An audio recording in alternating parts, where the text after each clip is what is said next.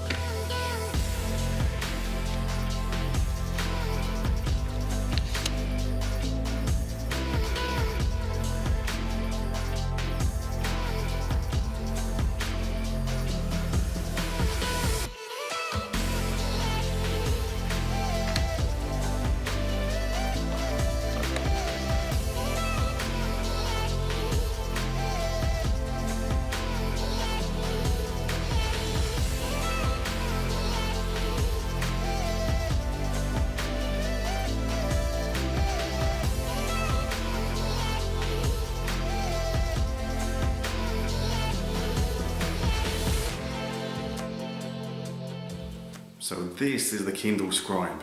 Now people have been asking for a Kindle with a larger screen and a Kindle that is writable. And I've now finally got one in my hands. Now it's time for me to find out what it's actually like to use. So come back for that.